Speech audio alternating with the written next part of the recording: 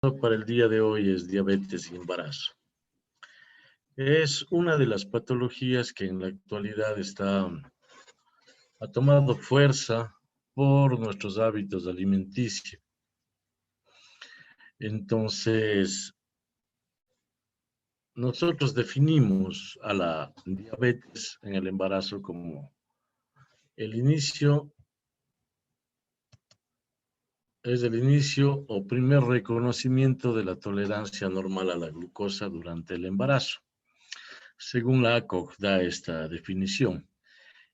¿Por qué? Porque el embarazo en sí es como una prueba de tolerancia, a la glucosa. De hecho, el embarazo se le considera como un estado en diabetogénico, ¿no? Entonces, aquí las pacientes que no tienen regulado bien el sistema de la insulina y la glucosa hacen con mucha facilidad lo que es la diabetes.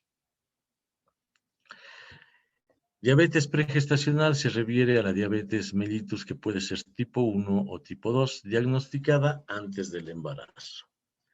Y prediabetes se refieren a los niveles de glicemia de 100 a 126 o también considerados como intolerantes a los hidratos de carbono.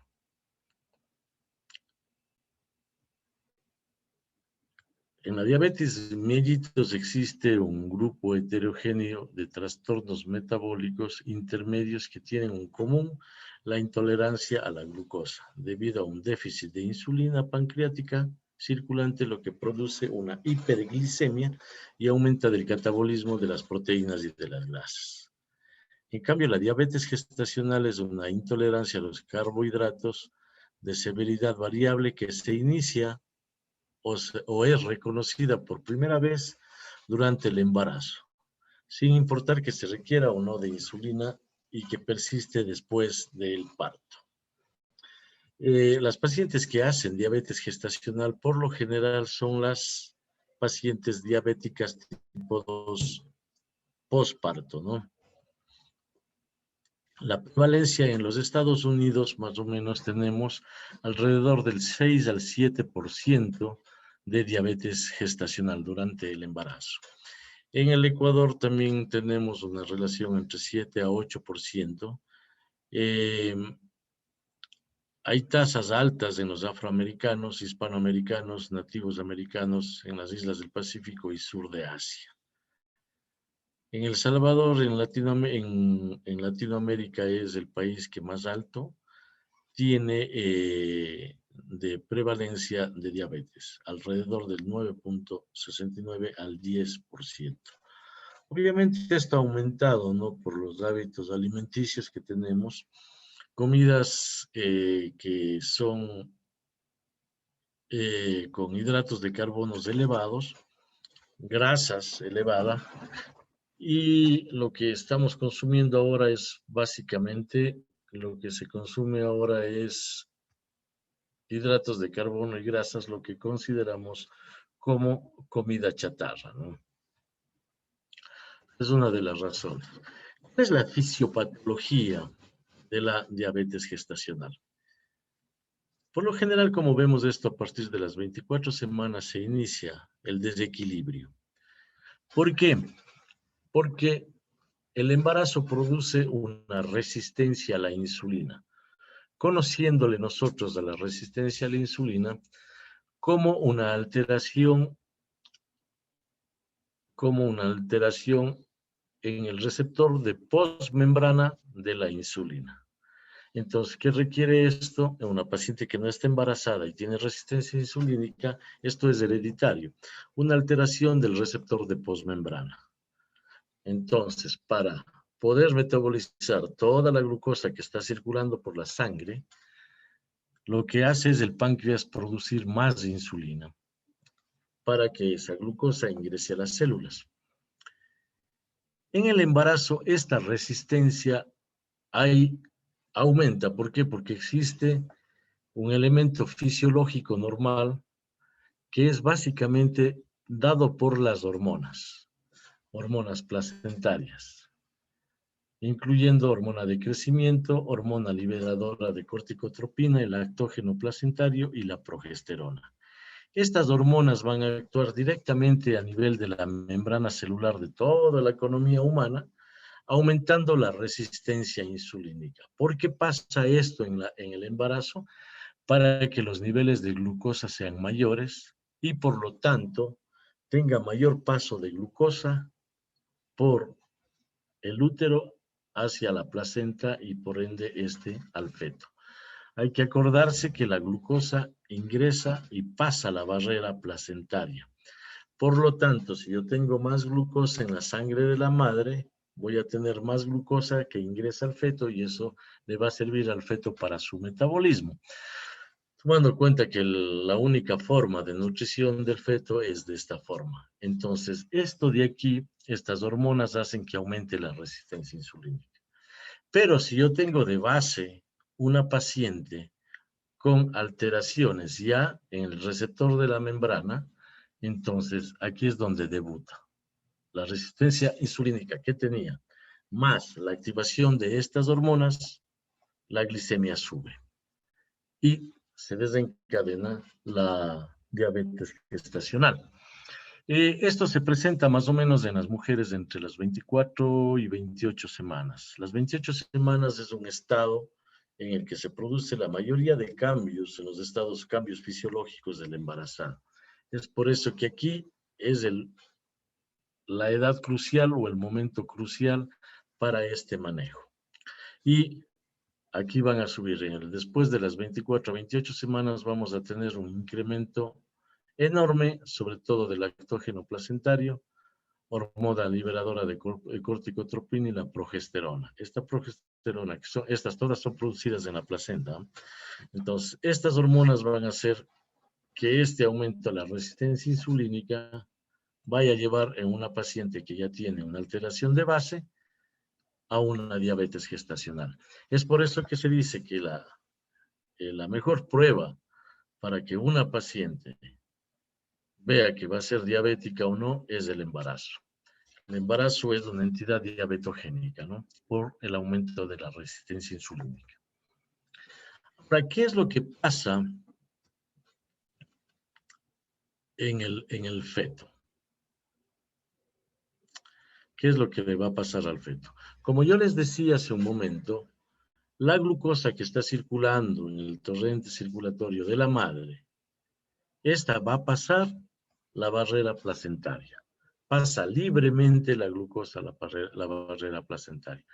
No así la insulina materna, solo le pasa al feto, le va a pasar solamente glucosa. Entonces, ¿qué voy a tener yo aquí?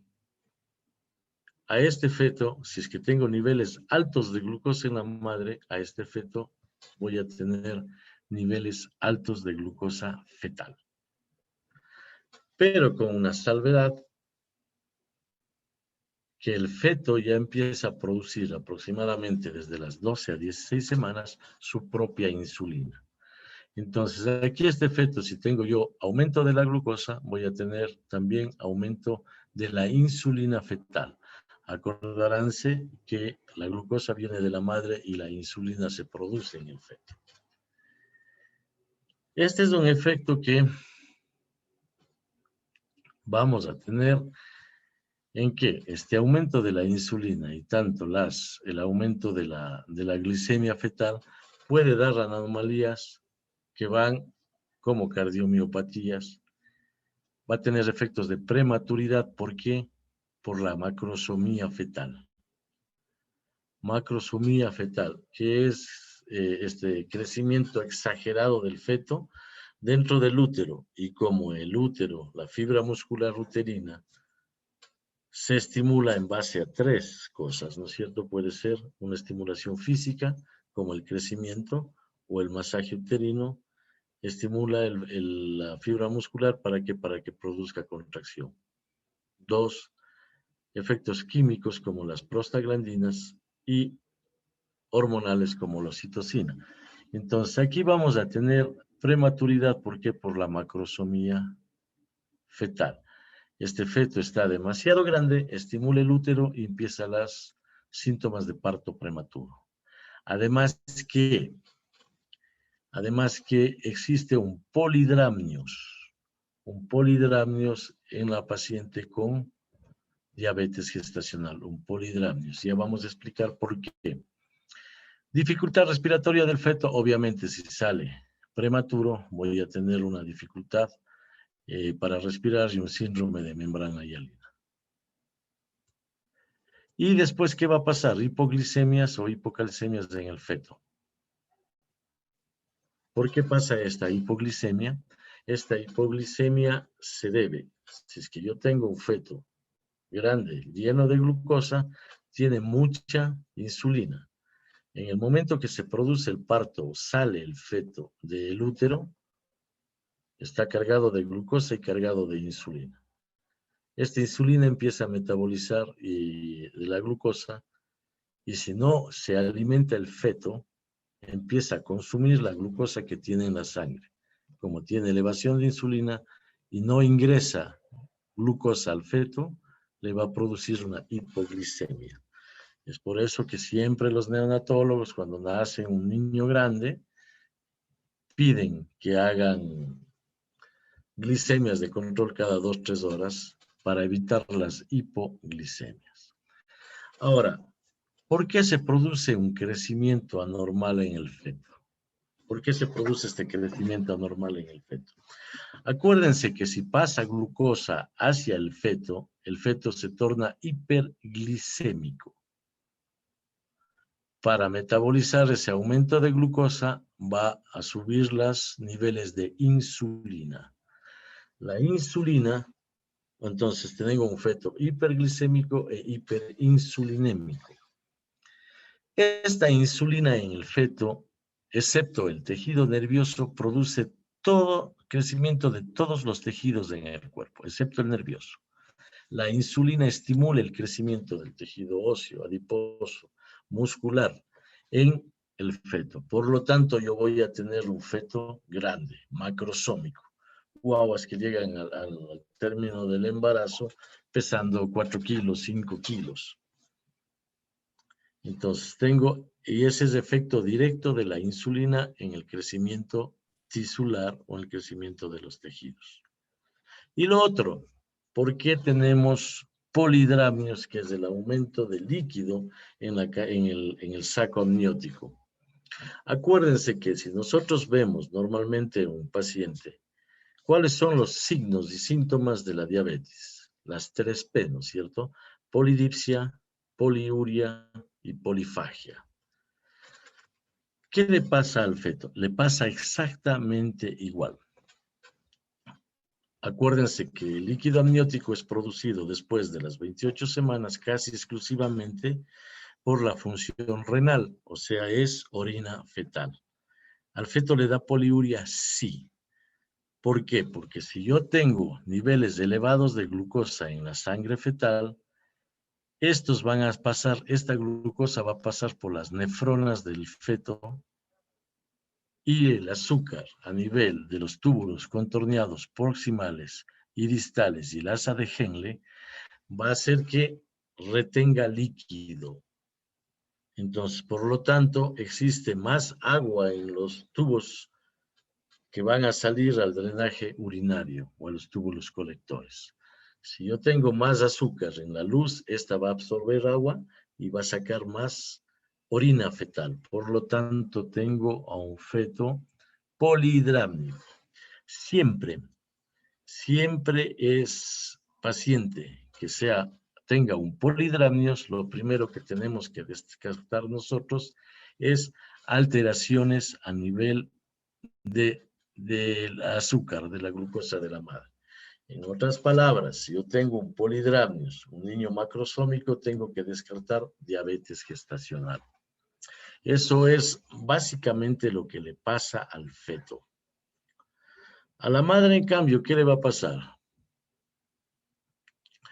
Puede la madre que tenga diabetes tener el riesgo de realizar una diabetes tipo 2 después del parto. ¿Qué más vamos a tener? Obesidad y alteraciones del síndrome metabólico que se da. Acuérdense que si la madre tiene más insulina, la insulina no solamente sirve para el traslado de glucosa hacia el interior de las células. La insulina sirve también para ¿qué? Para el metabolismo de los ácidos grasos. Entonces, se altera el metabolismo de los ácidos grasos y voy a tener obesidad. Con la posterior, problemas de un síndrome metabólico, produciendo a esta paciente una diabetes tipo 2 después del parto. Los factores más relacionados del tipo 2 son haber tenido diabetes gestacional, hipertensión, parto a la edad de 25 años o más, o historia familiar de diabetes. De hecho, es por el proceso o la alteración que tienen en el receptor de postmembrana de las células en una paciente con familiares que tengan diabetes. Factores de riesgo que nosotros podemos ver a una paciente, decir que una paciente puede ir a una diabetes gestacional. Índice de masa corporal más de 30. Cuando yo empiezo a una paciente con un embarazo, con un índice de masa corporal mayor de 30, tiene la probabilidad o es un factor de riesgo para desarrollar diabetes gestacional. Familiares en primer grado, madres, hermanas, con diabetes mellitus. Etnias de alto riesgo, como decían los afroamericanos. Antecedentes en embarazos anteriores con fetos mayor a 4.500 gramos, o sea, fetos macrosómicos. El paciente le va a decir, ¿cuánto pesó el niño que más pesó? 4,5 kilos. Eso quiere decir como 10 libras, ¿no es cierto? Antecedentes de síndrome de ovario poliquístico. Lo que hace la hiperinsulinemia en esa mujer aumenta la hiperinsulinemia. ¿Qué es lo que va a hacer esta insulina? Va a bloquear el paso de andrógenos a estrógenos. Acuérdense que a nivel del folículo secundario y terciario, el folículo de Graf, primero se forman andrógenos y luego se van a formar estrógenos, ¿no? Lo que nosotros llamamos la aromatización de los andrógenos para producirse estrógenos. Si yo tengo una paciente que no produce estrógenos, una paciente que no produce estrógenos, entonces queda con andrógenos y va a aparecer los quistes o microquistes o ovarios polifoliculares. Este es el antecedente de síndrome de ovario poliquístico. Por lo tanto, yo tengo un antecedente que esta mujer ya tiene una resistencia insulínica. La hemoglobina glicosilada mayor a 6. La hemoglobina glucosilada es el examen que nos da cómo nos informa cómo la paciente estaba hace 3 o 4 meses atrás en su estado metabólico. Lo normal es hasta 5. Si ya tengo más de 6 de hemoglobina glicosilada, es muy probable que esta paciente me vaya a hacer una diabetes gestacional. Y antecedentes de enfermedades cardiovasculares. Acuérdense que la hiperglicemia va a producir una alteración de los vasos sanguíneos. Se llama microangiopatía diabética. Va a producir una alteración a nivel de los vasos sanguíneos.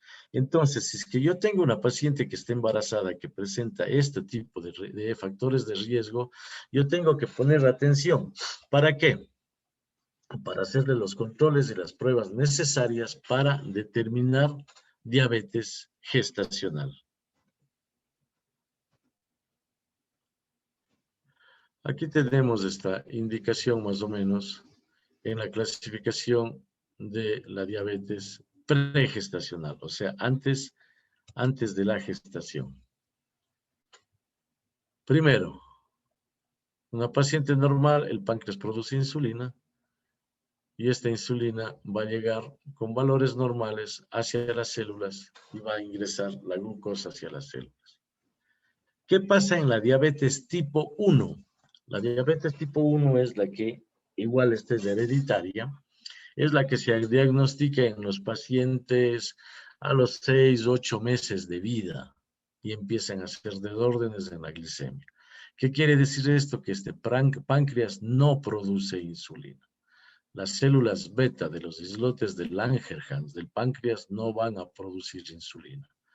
Entonces, como no tiene insulina, yo siempre suelo poner el ejemplo a mis estudiantes y digo, la insulina es como las llaves de una puerta para una habitación. Si la habitación es la célula y tengo las llaves, abro la puerta y entro. Pero si no tengo las llaves, esa glucosa no va a ingresar. Por lo tanto, vamos a tener con esa paciente hiperglicemias desde los 6, 8 meses de edad. Ya se expresa esta patología. Es la tipo 1. Y la tipo 2, en cambio, puede ser por aumento de la resistencia insulínica. Esa llave está mala y no abre la chapa con facilidad. Es la una. La otra, que existe muy poca insulina. Al existir muy poca insulina, no tiene la capacidad suficiente para fijar al receptor de membrana la glucosa para que ingrese hacia las células. Y lo clásico que está pasando ahora, tiene resistencia insulínica, o sea, alteración en el receptor postmembrana. Pero si yo no me cuido, sigo comiendo más, sigo ingresando más calorías de las necesarias, no hago ejercicio, llega un momento que el páncreas ya produce, de tanto que empezó a producir insulina para que no le dé diabetes, llega a una edad, 40 años, 35, 40 años de edad, en la que el páncreas ya se cansó de producir tanta insulina y produce una insulina que ya no funciona bien. Y ahí tenemos la diabetes tipo 2, que es la más frecuente, la que la mayoría de gente tiene. Entonces, eso es la clasificación más o menos de la diabetes. La diabetes pregestacional. La diabetes pregestacional. ¿Cómo nos vamos a dar cuenta nosotros de que una paciente tiene diabetes pregestacional con la hemoglobina glicosilada, ¿no? Que sea mayor a 6.5 es un paciente que tiene alteración del desorden metabólico. Entonces, ¿qué es lo que nosotros se debería hacer a toda paciente que va a enfermar, que tienen esos factores de riesgo que les dije hace un momento? Tienen todos esos factores de riesgo. Entonces, a esa paciente vamos a pedirle una hemoglobina glicosilada.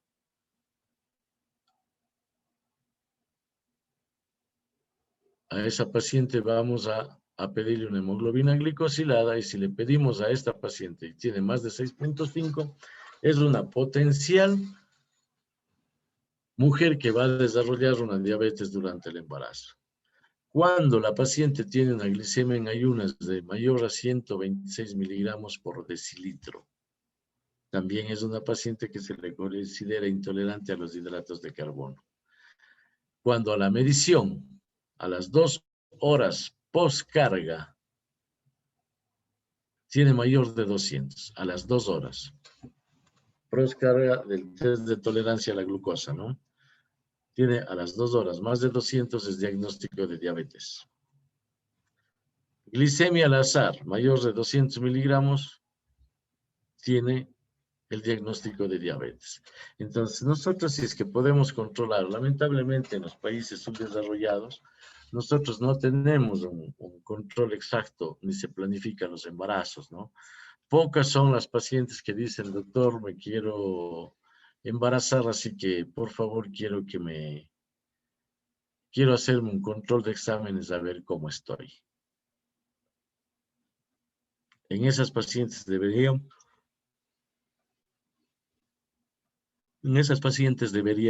pedir todos estos exámenes. Si tiene factores de riesgo como los que vimos anteriormente, una hemoglobina glicosilada, hacemos una glicemia en ayunas, y si vemos que tiene más de 126, vamos a hacer un test de tolerancia a la glucosa. El test de tolerancia a la glucosa es dar sobrecarga de glucosa y medir a la hora postcarga y a las 2 horas. Si tiene más de 200 miligramos a las 2 horas, es una paciente con diabetes. Y si tiene diabetes pregestacional, ¿no es cierto?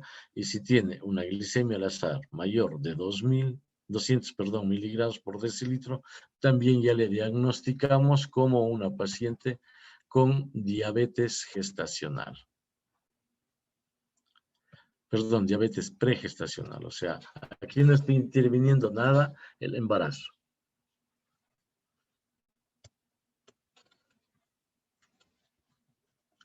¿Cuándo vamos a hacer el diagnóstico, en cambio, a una paciente de diabetes gestacional? Cuando nosotros, por ejemplo, si yo tengo una paciente con los factores de riesgo que habíamos hablado anteriormente, le voy a hacer un test de sobrecarga de glucosa. ¿Qué es lo que hacemos a la paciente? Le damos glucosa, 75 gramos de glucosa, que se tome una sola toma. ¿Qué vamos a ver a esta paciente a las 2 horas? Le hacemos una glicemia.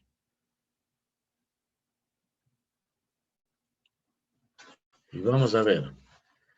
Si esta a las 2 horas está sobre 140 miligramos, nosotros le damos el diagnóstico de diabetes gestacional.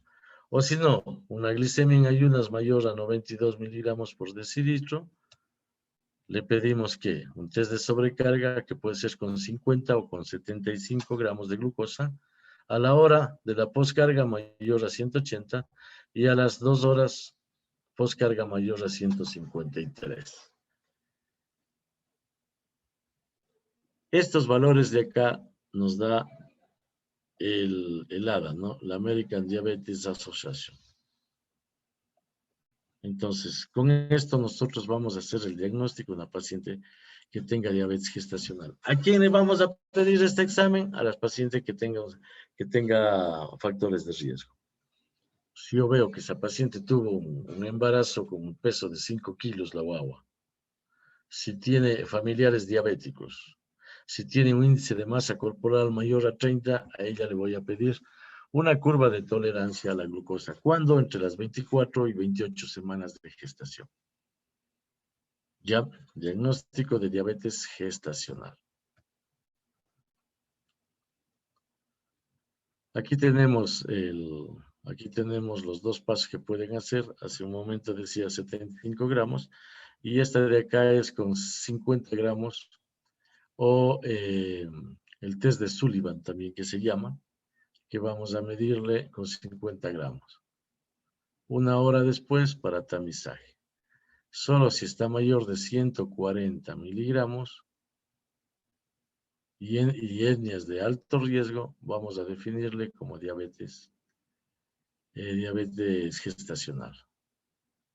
El test de Sullivan. Por eso les decía, pueden darle con 50 o con 75 gramos de glucosa. Si está mayor a 140, ¿qué vamos a hacer? Proceder a la prueba de tolerancia de estrés. Vamos a dar más glucosa. Vamos a ver glucosa en ayunas, glucosa a la hora, glucosa a las 2 horas y glucosa a las 3 horas. Siempre y cuando demos mayor de 50 gramos de glucosa. 75 gramos de glucosa. Si Sullivan es mayor, esta de aquí con 50 gramos, es mayor a 190, se hace directamente ya el diagnóstico de diabetes gestacional.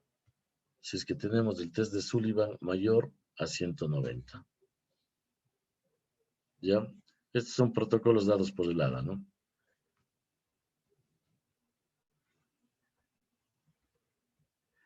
La clínica de una paciente con diabetes. Por clínica vamos a hacer el diagnóstico en los pacientes que detecta por primera vez durante el embarazo actual, independiente de la edad gestacional. Existen factores de riesgo que vamos a ver con la historia clínica. Exámenes de laboratorio, el test de Sullivan, prueba diagnóstico a la curva de tolerancia a la glucosa en 3 horas y damos 75. Y nosotros permite hacer una subclasificación en lo que es diabetes tipo 1, A1 y A2. Cuando la glicemia en ayunas es normal y hay dos glicemias postprandiales elevadas, es la tipo A1. ¿Cuáles son las glicemias postprandiales? Después de 1 hora de la ingesta, que tengan más de 140 miligramos de glucosa. Y la diabetes gestacional tipo A2, glicemia en ayunas elevada y una glicemia postprandial elevada. Entonces, con estos vamos a hacer nosotros el diagnóstico. Por lo tanto, si ustedes ven en la hoja 051 del Ministerio de Salud Pública en el Ecuador, que es dado, esta hoja 051 es dado por la CLAF, el Centro Latinoamericano de Perinatología, la Organización Mundial de la Salud y el Ministerio de Salud Pública del Ecuador, a nosotros nos exigen pedir pruebas de glicemia y hacer el test de Sullivan en pacientes que tengan factores de riesgo para la diabetes. Existen propuestas actuales, sobre todo en países de subdesarrollo como el nuestro, de que a todas las pacientes hacer un test de Sullivan. Pero en cambio esto los costos elevan. Entonces es mejor, como la ADA y la ACO, el Colegio Americano de Ginecología y Obstetricia, les van a pedir a las pacientes que tengan factores de riesgo. O por ejemplo, si es que yo tengo una paciente que le hago una glicemia en ayunas y esta me sale de 120, ella es indicación para hacer el test de Sullivan. Pero si yo tengo una paciente que me hace una glicemia en ayunas cuando yo le pido la primera batería de exámenes, y me sale con 90 o 80 de glicemia, a ella no le voy a pedir un test de Sullivan, ¿no? Entonces, esto es importante, mantenerse bajo estos parámetros y estas normativas para hacer los diagnósticos. ¿Cuál es la asesoría que vamos a dar a una paciente? Porque no todas van a necesitar tratamiento, ¿no es cierto? Y sobre todo en una paciente que tiene factores de riesgo y quiere embarazarse. O pacientes que ya tienen diabetes y quieren embarazar. Todas las mujeres que están en edad fértil deben ser aconsejadas por la importancia del control de la glucosa, ¿no? Estricto antes de la concepción. Lamentablemente, como les decía yo a ustedes, en nuestro medio no se planifica la concepción, sino se embarazan y llegan cuando están embarazadas. Pero lo ideal es esto, ¿no? Acuérdense que los pacientes que están tomando, a los pacientes que son diabéticos y toman antidiabéticos orales, aumenta el riesgo de embriopatías, o sea, malformaciones congénitas. Los antidiabéticos orales producen malformaciones congénitas. Por lo tanto, si yo tengo una paciente que tenía ya diabetes y se quiere embarazar, tengo que cambiarle el tratamiento y ver cómo se evoluciona primero con un régimen alimenticio y después la utilización de insulina. Está contraindicado los antidiabéticos orales en las pacientes embarazadas. ¿Por qué? Porque producen embriopatías y si es que producen alteraciones a nivel del embrión como alteraciones cromosómicas, vamos a tener abortos espontáneos que se incrementan de 2 a 3 veces, imagínense, en pacientes que no están controladas su estado metabólico con la diabetes. 2 a 3 veces. Si yo les decía en la primera charla que tuvimos sobre hemorragias, que el aborto es aproximadamente el 12.5% de los embarazos clínicos, aquí vamos a tener alrededor del 30 o 40% las pérdidas de los abortos. Por lo tanto, nosotros en una paciente que tiene diabetes ya antes del embarazo necesita asesoría o consejería para ver cómo va a ir su embarazo. El cuidado de la paciente concepcional, o sea que ya está con embarazo, vamos a hacer hemoglobina glicosilada. Tratar de que esta hemoglobina glicosilada esté lo más bajo, menor a 7, previo a la concepción, ahí aconsejamos el embarazo. O pacientes que son tratadas de retinopatía diabética, nefropatía diabética, neuropatía y enfermedad cardiovascular, estas pacientes van a tener más riesgo de desarrollar diabetes. Por lo tanto, yo tengo que cuidar que los ojos, el riñón y enfermedades cardiovasculares. ¿Por qué? Porque yo voy a estar seguro que si esa paciente que no está bien controlada se embaraza, va a tener problemas durante su gestación debido a a esta diabetes. Acuérdense, les dije hace un momento que el embarazo es un estado prediabético. Aumenta la resistencia insulínica y si yo tengo una paciente que está mal controlada, voy a tener muchos problemas. Metas que voy a hacer para gestantes sin antecedentes de diabetes mellitus. Preprandial menos de 95, es para una paciente normal. Una hora postprandial o después de la comida tiene que tener menos de 140 miligramos por decilitro. Y a las 2 horas postprandial tiene que tener menos de 120 miligramos por decilitro.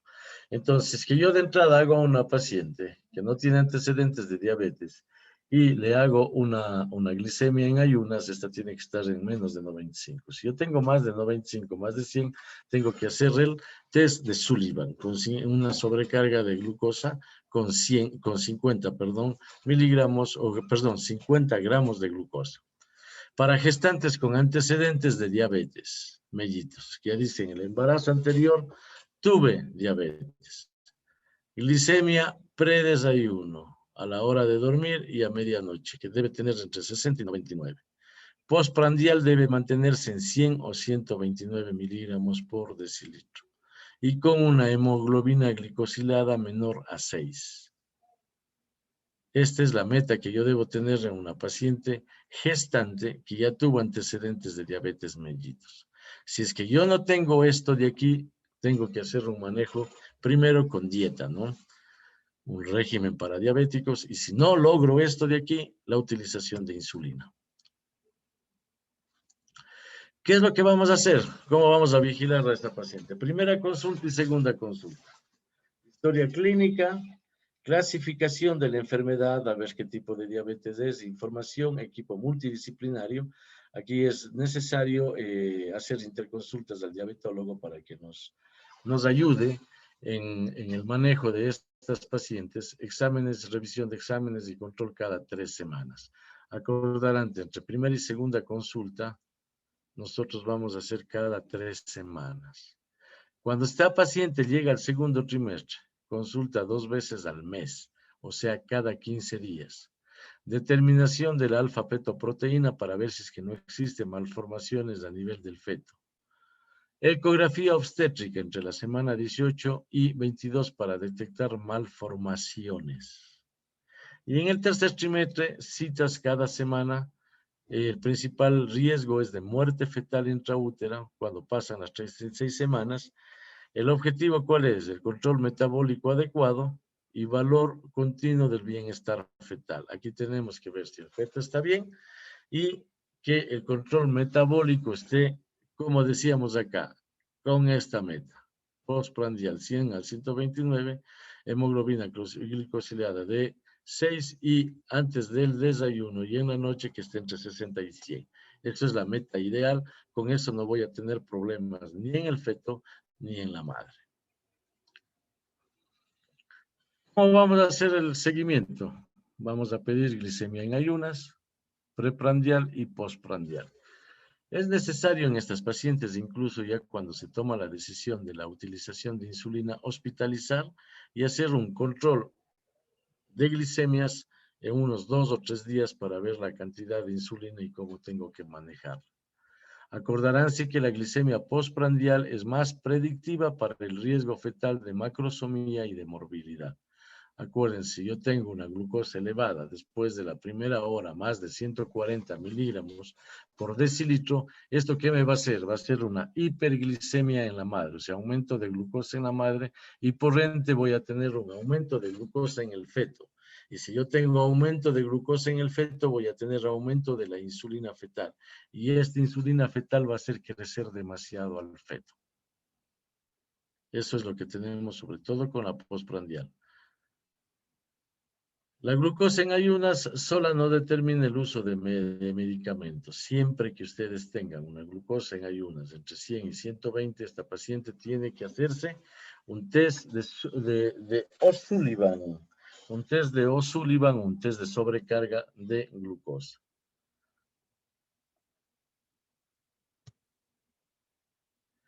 Cuando nosotros tenemos una glucosa postprandial, vamos, en comparación con la preprandial, vamos a tener estos beneficios. Mejor control glicémico, dado por la hemoglobina glucosilada de 6.5%, en comparación a la otra, que me va a dar 8.1%. Menor número de recién nacidos grandes para la edad gestacional, 12 versus 42. Eso está diciendo es que yo regulo la glucosa postprandial. Si tengo regulada la glucosa postprandial, voy a tener disminución de la hemoglobina glicosilada, disminución de fetos grandes. En cambio, la preprandial, la que se hace en ayunas, yo tengo que se hacen ayunas, tenemos hemoglobina glicosilada de 8.1 y fetos macrosómicos en el 42%. Menor número de desproporciones cefalopélvicas. ¿A qué hace referencia la desproporción cefalopélvica? Si yo tengo un feto demasiado grande, ese feto para esa pelvis de la madre va a ser desproporcional. Por lo tanto, estas pacientes no pueden tener partos vaginales, terminan en cesáreas. ¿Cómo vamos a hacer el manejo? El manejo de las pacientes que les hacemos el diagnóstico de diabetes gestacional. El objetivo principal nutricional es lograr normoglicemias, o sea, la meta que les poníamos hace un momento, postprandial hasta 129 a la hora, postprandial menor a 120 a las 2 horas y en ayunas entre 90 a 96. Esas son las glicemias, esa es la meta ideal que nosotros tenemos que hacer. ¿Cómo vamos para qué lograr estas normoglicemias? Prevenir la cetosis, que es la acumulación de cuerpos cetónicos por los procesos de hiperglicemia. Proporcionar una adecuada ganancia de peso basado en el índice de masa corporal materno. Acuérdense que en el carnet prenatal que nosotros tenemos, ahí vamos a ir viendo si es que una paciente empieza con índice de masa corporal mayor a 30, no puede subir en todo el embarazo más allá de 10 kilos, en todo el embarazo. Si es que yo no logro esto, la paciente se va a descompensar de acuerdo al estado metabólico y va a subirle la glicemia. Y el otro objetivo de esto es contribuir al bienestar fetal, o sea, tener a ese niño normoglicémico, normoinsulinémico y por lo tanto no voy a tener ni feto grande ni un polidramnios. Para eso sirve este plan que vamos a tener para las pacientes. ¿Qué más tenemos nosotros de acuerdo al plan de alimentación? De acuerdo al Colegio Americano de Obstetricia y Ginecología, el ACOG, sugiere la siguiente composición calórica para una paciente que ya está con diagnóstico de diabetes gestacional.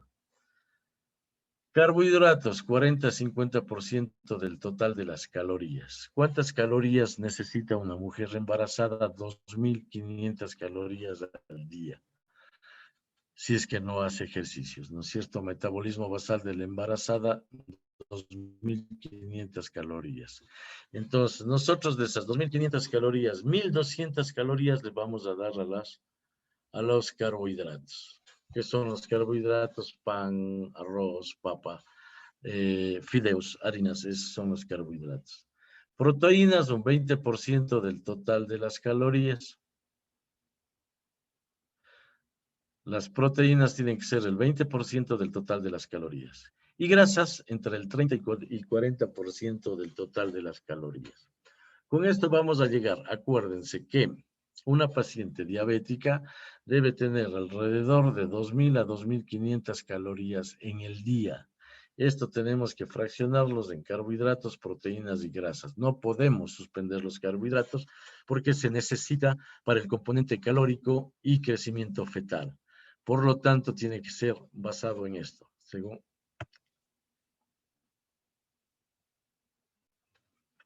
El total de calorías se debe dividir en 3 comidas con 1 o 3 refrigerios. O sea, tiene que ser 6 comidas en el día, que contengan grasas, carbohidratos y proteínas. Entonces, nosotros calculamos la alimentación de la paciente para 2.000 calorías y las dividimos en 3 comidas fuertes y 3 refrigerios, que deben tener, como les digo, carbohidratos, grasas y proteínas. Si la paciente no utiliza insulina, solo se está regulando con la dieta, será en tercios, 1/3 de las calorías en el desayuno, otro tercio en la comida, o sea, en el almuerzo, y otro tercio en la cena. Entonces, estas 2.000 calorías vamos a dividir en 3 partes para que vaya comiendo la paciente. Si la paciente utiliza insulina, la dieta se da en quintos, 1/5 en el desayuno, 2/5 en la comida, y cena y refrigerios. ¿Por qué? Porque hay que acordarse que esta paciente se está poniendo insulina y si no ingiere alimentación, puede ir al otro lado, ¿no es cierto?, a lo que se llama la hipoglicemia. Además, el ejercicio. ¿Cómo vamos a manejar el ejercicio en una paciente diabética? Ejercicio que aumente la masa muscular parece mejorar el control glicémico, principalmente del aumento de la sensibilidad tisular a la insulina. Entonces, yo tengo que a esa paciente mandarle a caminar, que haga ejercicio en el gimnasio, obviamente de acuerdo a la posibilidad y el crecimiento del abdomen que le permita hacer ejercicios a la paciente. Acuérdense que son pacientes que están con el índice de masa corporal sobre 30. Entonces, yo mientras se encuentre esta paciente, si se encuentra embarazada, yo no puedo hacerle bajar de peso. Tengo que mantener una subida adecuada de peso. No puedo hacerle bajar de peso. Por lo tanto, el ejercicio debe ir planificado para eso, para que no suba mucho de peso antes que baje de peso. Si nosotros no tenemos la meta que decíamos anteriormente de mantener una glicemia en ayunas de entre 90 y 96, si es que tenemos una glicemia postprandial menos de 140, y si tengo una a la hora y una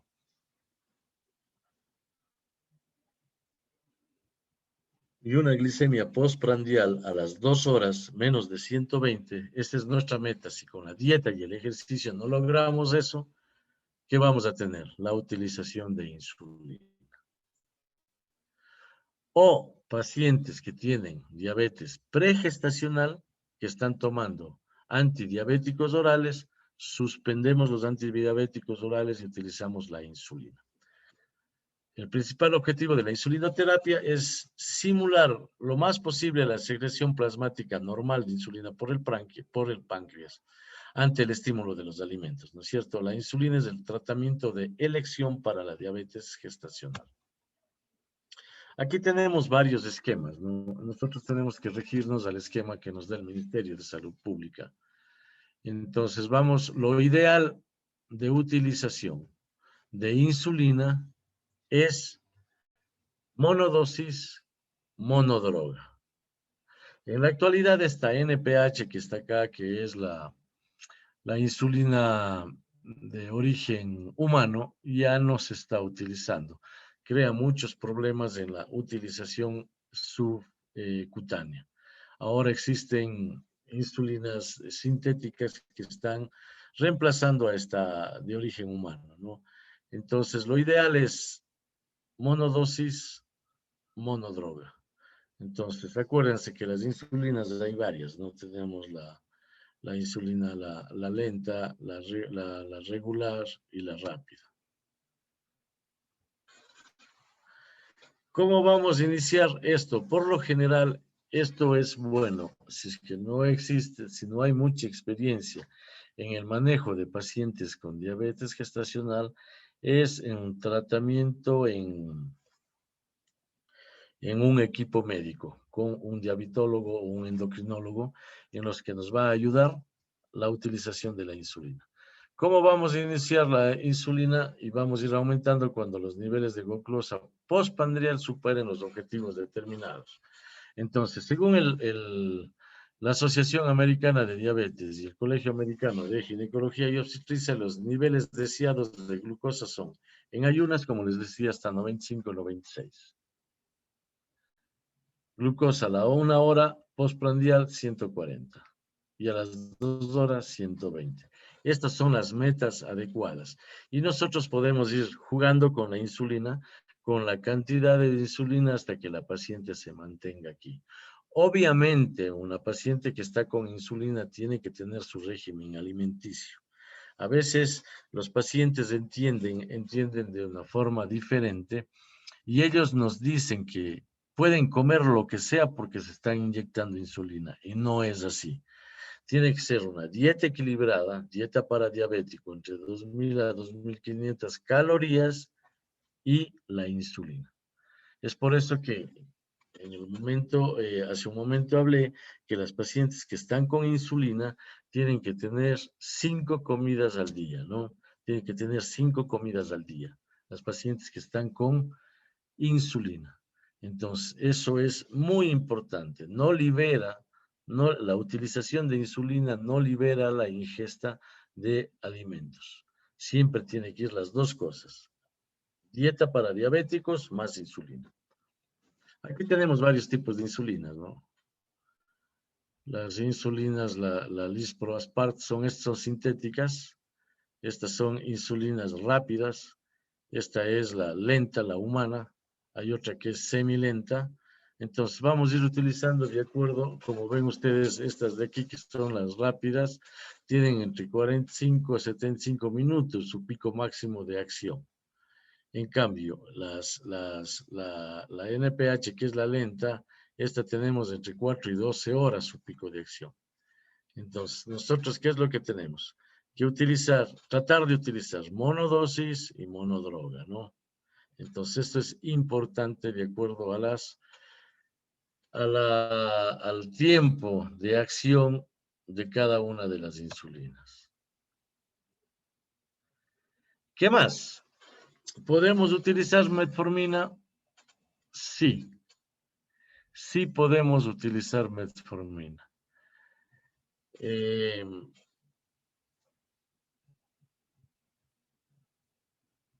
Sobre todo en pacientes que nosotros tengamos resistencia insulínica. ¿Qué es la metformina? ¿Qué es la metformina? ¿Qué es la metformina? La metformina lo que hace es mejora el receptor de postmembrana celular para que el paso de glucosa desde los vasos sanguíneos hasta las células sea mucho mejor. Eso es lo que hace la metformina. Vienen en tabletas de 500, de 850 y ahora vienen también de 1 gramo, de 1.000 miligramos. De acuerdo al Colegio Americano de Obstetricia, podemos utilizar metformina en embarazadas con diabetes tipo 2 o con resistencia insulínica. La dosis, entre 850 o 2.500 miligramos al día, dividido en 3 dosis, administradas 30 minutos después de la comida. El uso de la metformina está contraindicado en pacientes diabéticas que ya tengan nefropatía, o sea, pacientes prediabéticas, ¿no? Con alteración renal, porque puede producir una acidosis metabólica la metformina. ¿Cuál es el objetivo de la metformina? Lograr glicemias a las 2 horas postprandiales de menos de 125 miligramos por decilitro. Informe a la paciente que al inicio del tratamiento puede presentar transitoriamente síntomas gastrointestinales, sobre todo diarreas, ¿no? Malestar, dispepsias y diarreas.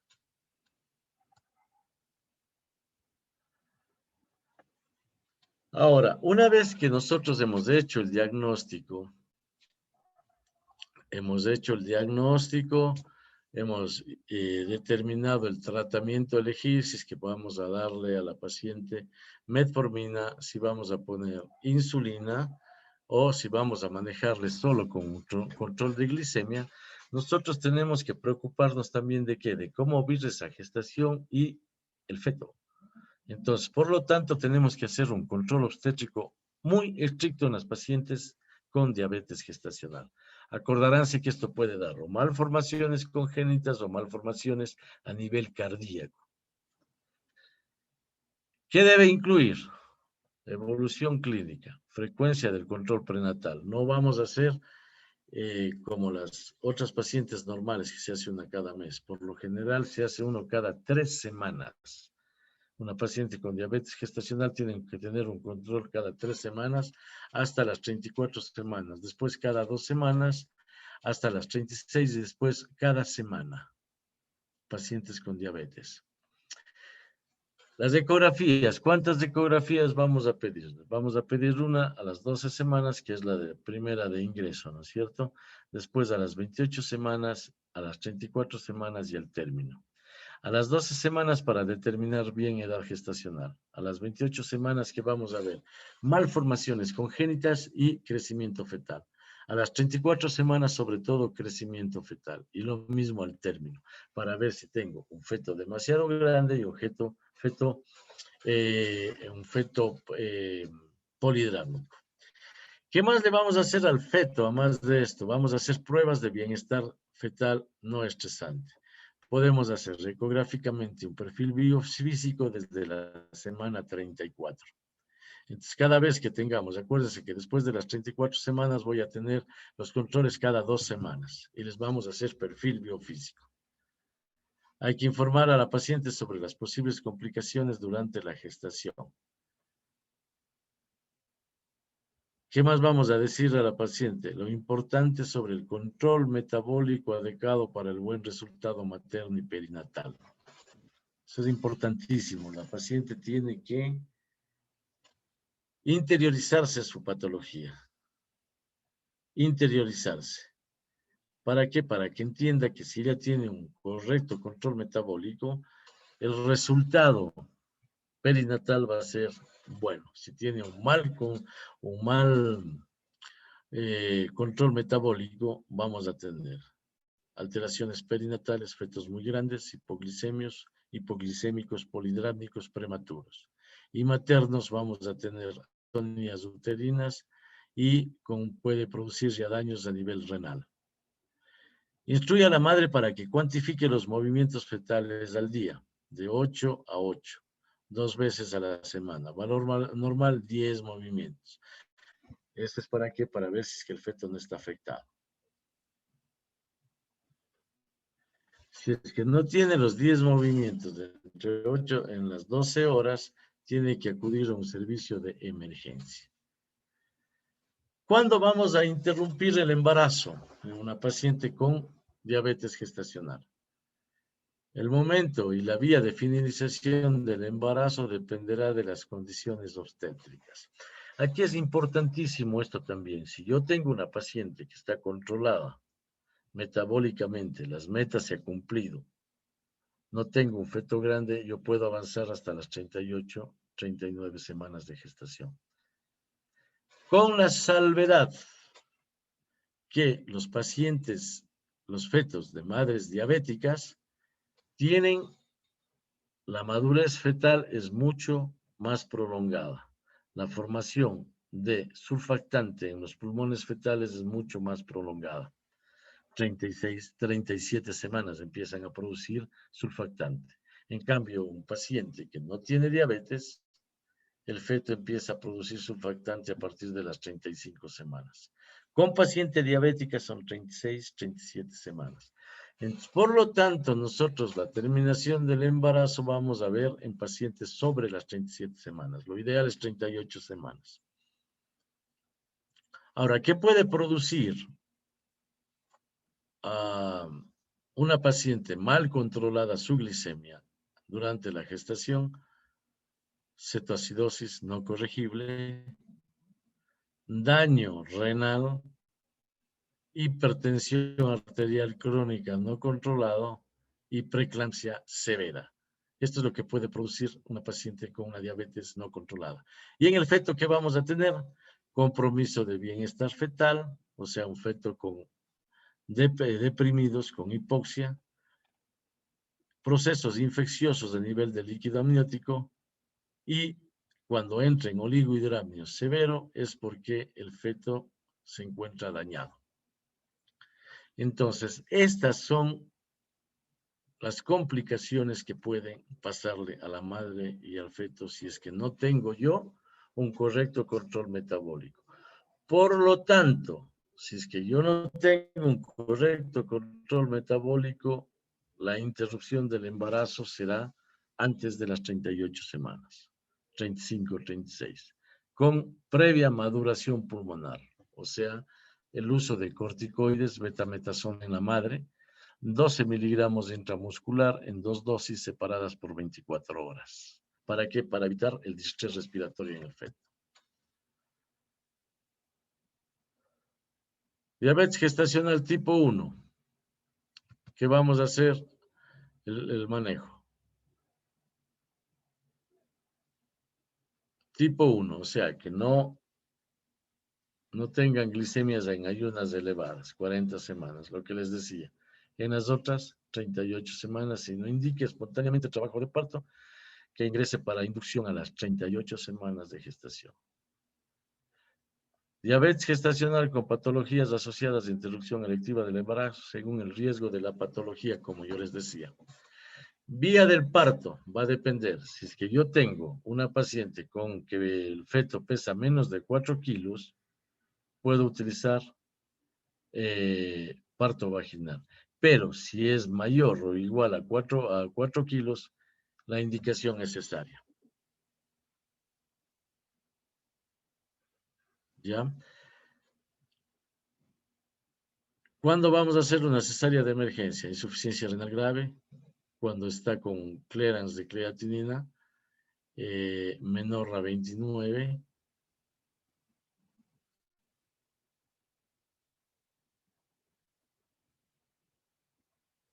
cuando tenga una cardiopatía coronaria o cuando empiece a tener alteraciones a nivel visual, o sea, retinopatía diabética que puede producir hasta ceguera. ¿Cómo vamos a manejar intraparto a una paciente diabética? Si es que tiene un buen control de la glicemia, sigue siendo importante durante el parto debido a la hiperglicemia materna durante el parto aumenta el riesgo de acidemia fetal o hipoglicemia neonatal. Como yo les digo, miren, aquí está, en esta fotografía está un feto normal y un macrosómico. Este feto macrosómico, por ende, creció tanto porque tenía mucha insulina. Esa insulina hizo que crezca todos los tejidos del feto. ¿Qué es lo que va a pasar cuando nace este niño? Este niño nace y como tiene mucha insulina, empieza a consumir la glucosa del feto. Y si no tiene ingesta de glucosa, enseguida me va a hacer una hipoglicemia neonatal, incluso muerte. ¿Cómo me voy a dar cuenta de una hipoglicemia neonatal? Feto grande, que se encuentre inactivo, que duerma más de 2 horas seguidas, que no llora. Ese es un feto que está hipoglicémico. Por lo tanto, estos pacientes que nacen macrosómicos van a necesitar la medición de glicemias cada 2 horas. Si es que hace hipoglicemia, enseguida canalizarle una vía y dar glucosa al 10%.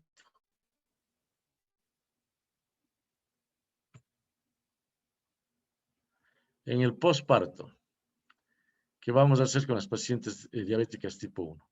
Con tipo 1 han reducido notablemente las necesidades de insulina durante las primeras 24 a 48 horas porque ya salió el feto, ¿no es cierto?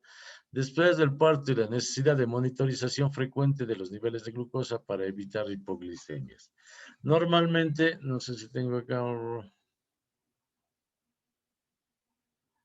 Normalmente una paciente que entra a un parto, por ejemplo, una paciente que está utilizando insulina, entra al parto, yo tengo que entrar a esa paciente canalizada, una dextrosa al 5% en agua, más 5 unidades de insulina rápida. Esa paciente tiene que estar con glucosa y con insulina durante el trabajo de parto. Y después del parto vamos a tener que monitorización cada 6 horas de la glicemia, para que no se nos vaya al otro lado, que es la producción de hipoglicemia en la madre. La diabetes gestacional debe tener los niveles de glucosa en ayunas monitorizados 24 a 72 horas después del posparto. para ver si suspendemos la insulina o no. ¿Y cuáles son estos niveles después del parto para detectar diabetes pregestacional si la glucosa en ayunas está en 126?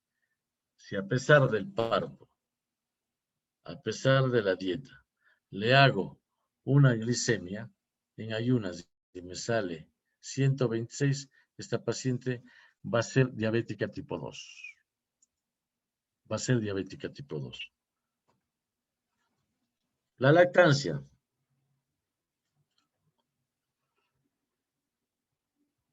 La lactancia per se necesita 500 calorías adicionales al día cuando está una paciente dando de lactar.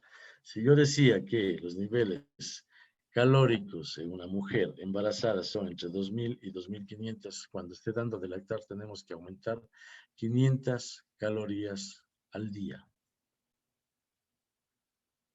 Entonces aquí podemos poner insulina semilenta y metformina.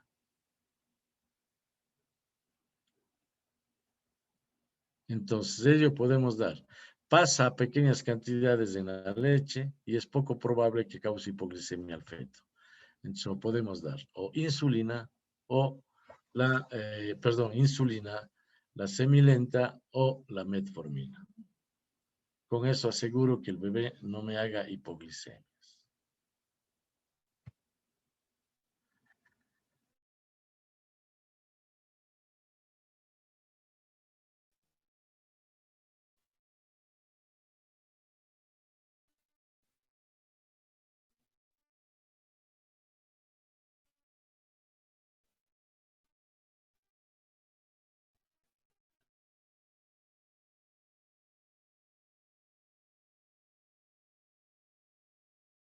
Listo.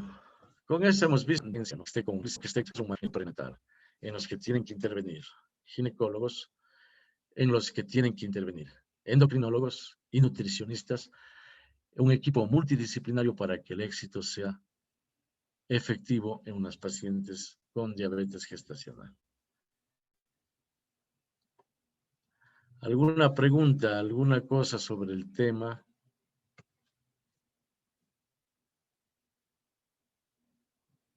Doctor, yo tengo una pregunta, disculpe, buenas noches.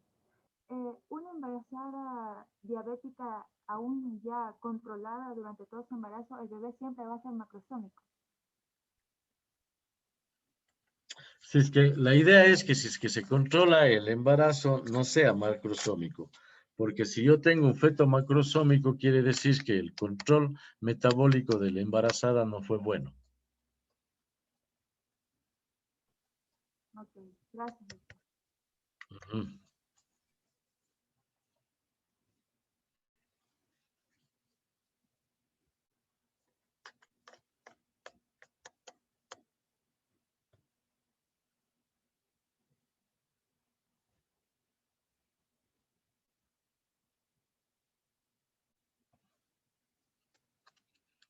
Bien, si es que no existe preguntas, espero que este tema, como les digo, que es más de control prenatal antes de que de emergencias, haya quedado entendido en lo mejor y siempre estén pendientes, sobre todo de los factores de riesgo de la paciente diabética. Si es que yo tengo factores de riesgo, fetos grandes en el embarazo anterior, mortinatos en el embarazo anterior, eh, antecedentes de familiares con diabetes mellitus, antecedentes de muertes fetales al momento del nacimiento, siempre son factores de riesgos en los que yo tengo que identificar a esa paciente y ahí sí,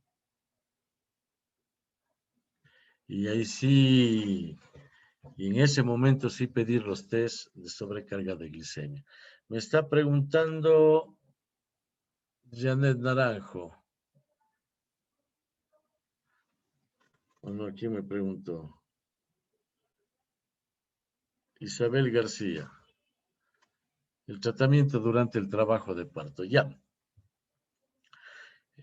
¿Cómo vamos a hacer a una paciente que esté con insulina durante el trabajo de parto?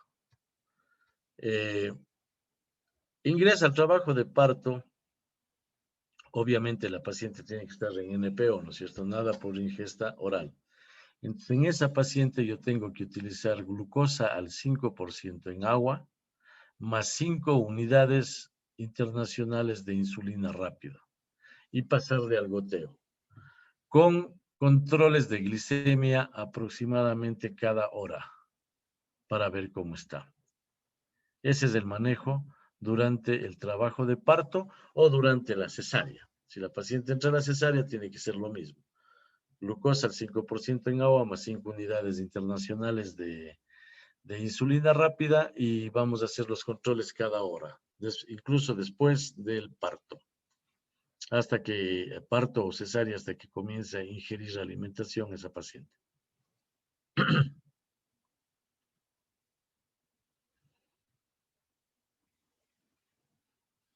¿Alguna otra pregunta?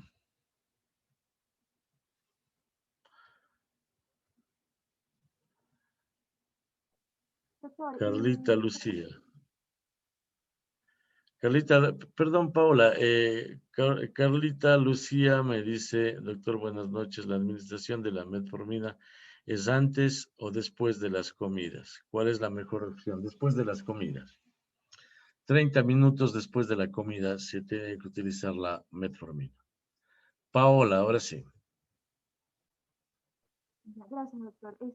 Una pregunta, ¿una paciente diabética con 36 semanas de embarazo se puede administrar corticoides y luego interrumpir el embarazo para evitar el riesgo de muerte fetal? Lo ideal del corticoide es hasta las 35 semanas, pero como yo les decía hace un momento, en las pacientes diabéticas, más que la inyección del corticoide es tratar de prolongar un poco más el embarazo, a menos que esté descompensada su diabetes, ¿no? Pero lo ideal es eso. A las 36 semanas ya tiene poco efecto el corticoide. Acuérdense que el corticoide sirve para la maduración fetal, para la producción de surfactante. A ver Gracias, quién me doctor. dice.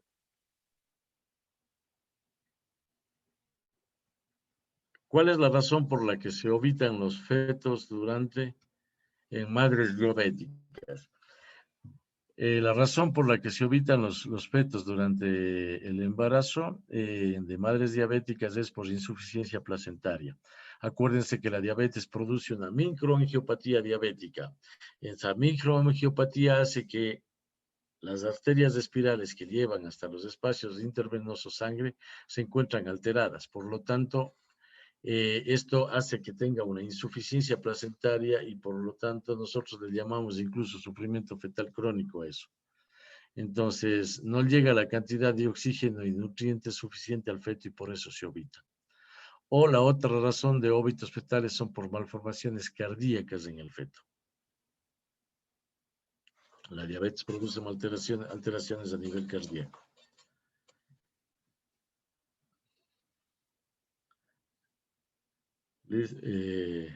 Ahí está su respuesta, Andrea.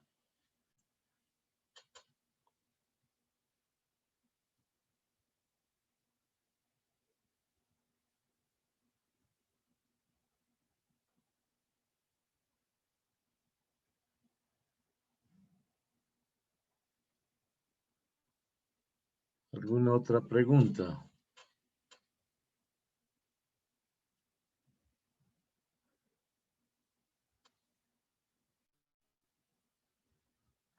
Bien, si no hay otra pregunta, parece que la otra semana tenemos una clase más sobre infecciones en el embarazo, así creo que es el tema. Infecciones en el embarazo y después de eso eso es el 18. Y el 19 tenemos una prueba de validación de estos 4 charlas que hemos tenido. Si no hay nada, no hay más preguntas, me despido de ustedes, que tengan un buen feriado, cuídense y nos vemos la próxima semana. Muchas gracias. Gracias a usted, doctor.